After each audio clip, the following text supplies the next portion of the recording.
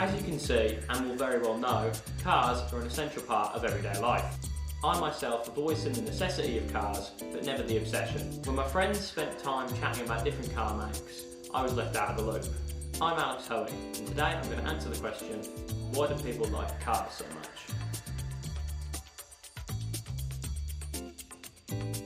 So just how am I going to go about this? If you're like me, you know nothing about any of this kind of stuff. So I'm going to have to go and find out the information I want to know from some people who have a clue. Since the early 1900s, cars have been mass-produced and made available to the public.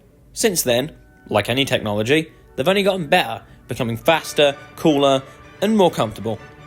With your everyman having access to cars, enthusiasm for the automobile grew. Something grew inside people, a burning love of cars. I want to have the best car around. While for some, myself included, cars are just a great invention that helps them get around the place, for others, it became a new love. To really get my head around car enthusiasm, I asked 3 car enthusiasts about their interests. First up, we have Navy man Jamie Cooper. Hi Jamie, how are you? Not too bad, thank you very much. How did you get into cars? I'd say Formula 1 and Top Gear. When I was watching it younger with my dad, he used to stick it on, he used to sit there with him, and it's just, I've always enjoyed it, so it's been a big part of my childhood, so sort of what I've taken a following to. Why do you like cars so much? I'd say there's a wide variety. You can express yourself through your car, through modifications, make it look exactly how you want, and it's very unique with different spec levels of cars, and it's all completely up to you, your customization, so there's a lot of choice for the person to have. Cool. What goes into picking the car that you buy? Why do you have the car that you do? And I suppose, what is it as well? I have a Ford Focus 2018 ST line. That is important because it's not standard one like, some mums drive.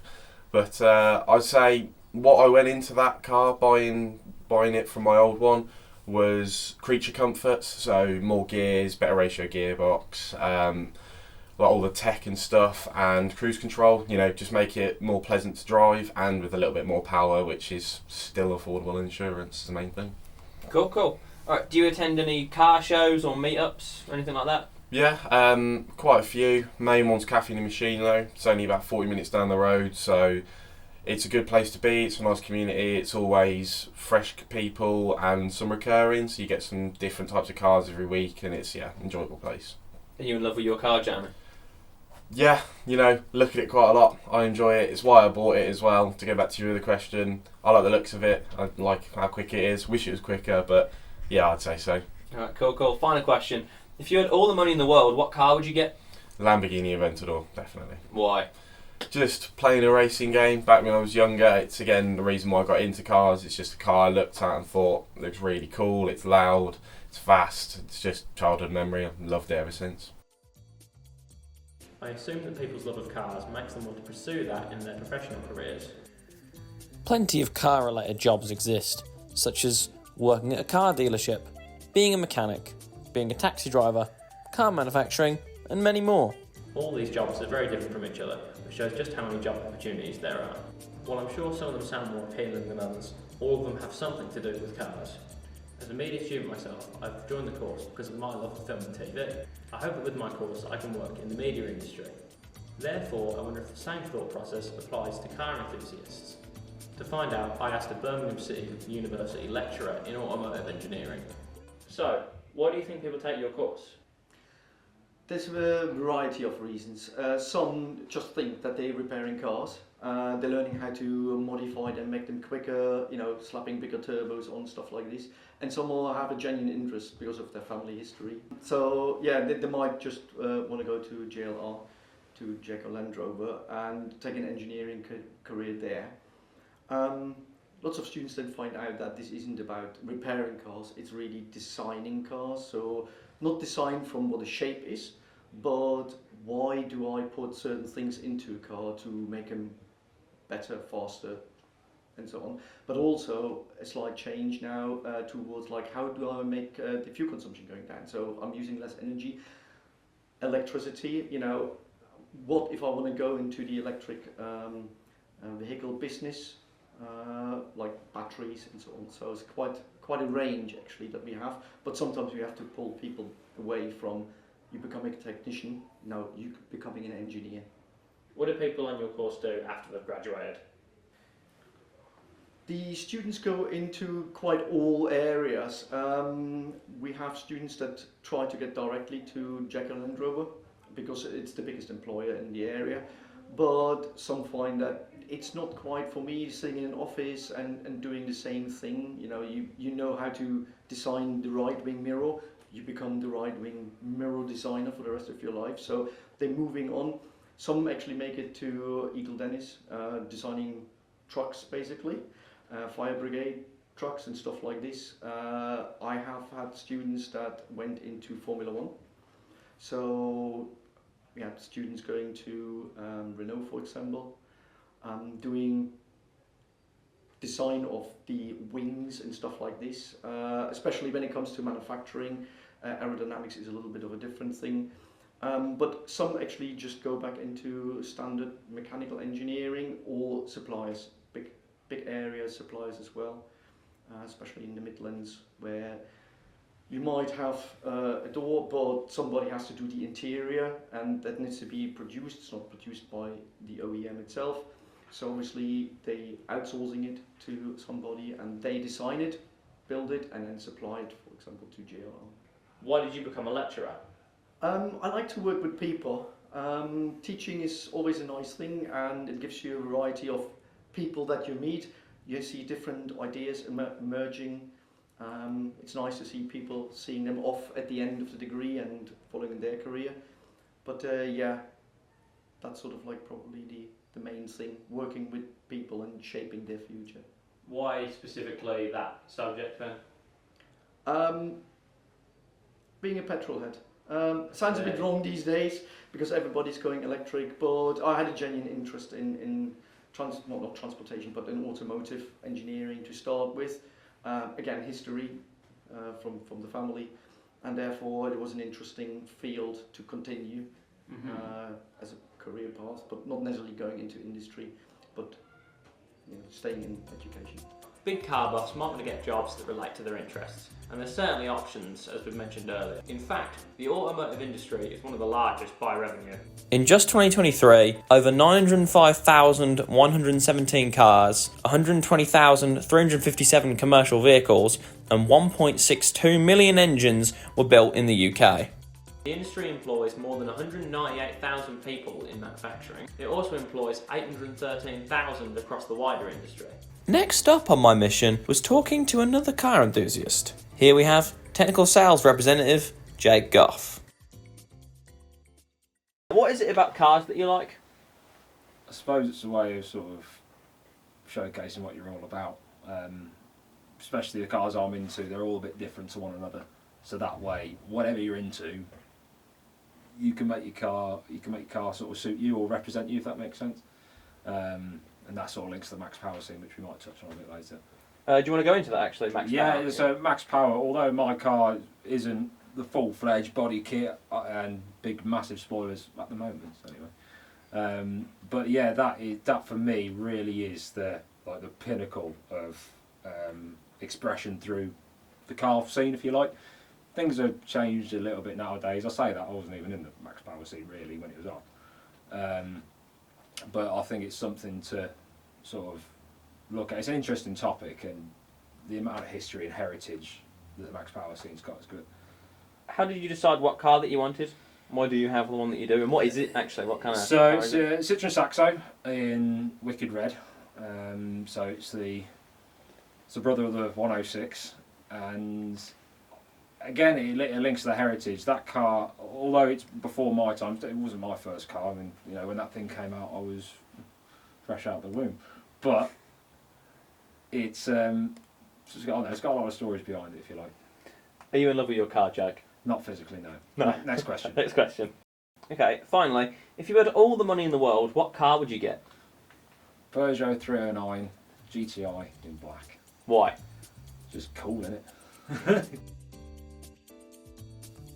To round up my interviews, I spoke to a final car enthusiast, Aldi Assistant Manager Brandon Blaney. So, Brandon, what's the appeal in having a car? I suppose it's a sense of freedom that you just don't get with other things. The fact that you can drive anywhere you want, any place, any time. It's all up to you, really. So you've actually started your own side business revolving around cars. Could you tell us a bit about it and why you started it? Yeah, so I started off as a hobby really, probably when I was 17, first passed my driving test. I was washing my car every week, keeping it in good condition, and I thought to myself, might as well start making a bit of money out of it, doing other people's cars, and then it just lifted off from there really. What car do you currently own and why do you have it? Say Ibiza. I bought it because I walked into the dealership one day and just wanted a new car, and an hour later I walked out having put a deposit on it. Quite a spontaneous idea. I then started modifying it, tinkering around a bit on the weekends, and now it's come quite far. Okay, and if you had all the money in the world to get any car you want, what would it be? Probably be a Peugeot 206 GTI, which is the first car I bought, but not the GTI version. So it would be a bit nostalgic to have that really, but having the GTI version meaning it in better condition, better spec, quicker. Alright, awesome. And finally, are you in love with your car, Brandon? In a sense. I mean, you spend so many hours in your car, well I do, so I suppose you've got to, in a way.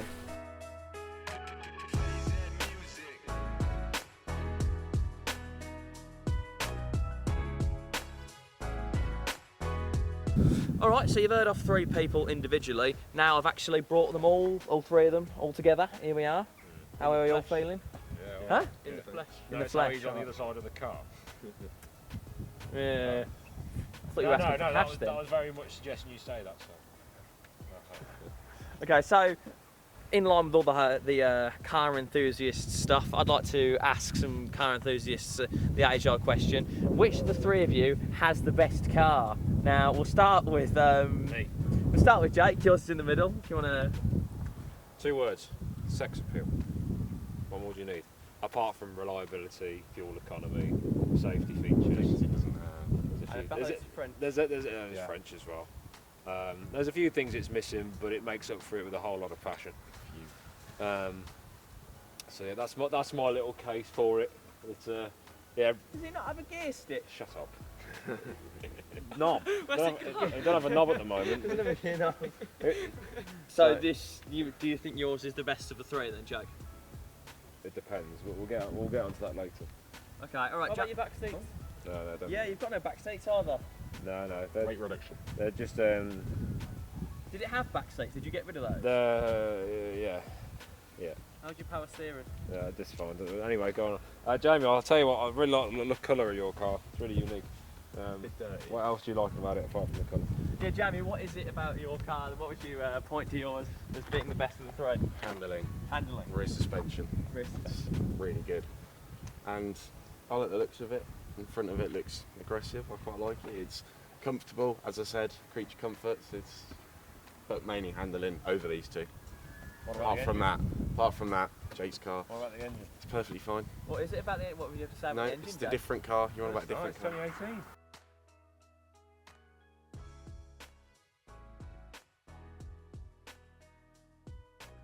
Jake's car's fun though, it's fun to drive, and the reason why it's fun to drive is because you always think you're on the edge of death. Yeah, exactly. Whereas in here you feel quite safe, a bit too safe, and safe is boring. So yeah, I'll say Jake's car. Yay! Jake's car. Okay, so you think Jake's car's the best? Yeah. Okay. All right. What about you, Jake? I think my car's the best. I'm going to change my mind. I'm going to say Jamie's car is my favourite. What about you, Jamie? Well, I'd say looks and drivability, or fun driving it, say Jake's. I like what Brandon's done with all his customisation. He's made it uniquely his. I mean, I like mine. That's why I bought it. And the handling, it's also good to throw around as well. So I'd say mine, because it's more of an all-rounder. It's fun to drive and practical for me. And it's not going to break down on you every time you go to crank it up. No, but every other time it will. Yeah, every other time. But that's just mine. So it seems like Jamie's is actually the winner there. So per the pre-arranged agreements, he's now going to scrap your cars and use them for his own. He's high at the moment. I'll be alright. Yeah, all right. So yeah, you're the winner, Jamie. Good luck. So this has been pretty interesting. Thank you guys for being here. It's been a pleasure. All right. My pleasure. Well, that was interesting. I hope you've enjoyed my look into the world of car enthusiasts. I found it to be an insightful experience, I've talked to different people, learned from lecturers, and even attended a car convention to get inside this world. It seems to me that people like cars for different reasons. Some see it as a way to express themselves, while others a career to dedicate their life to. Either way, it brings people together, and to me, that's the best part. I've been Alex Hoey, and I hope you've enjoyed. With any luck, I'll pass my driving test next time, and I'll join some of these petrol heads in their enthusiasm.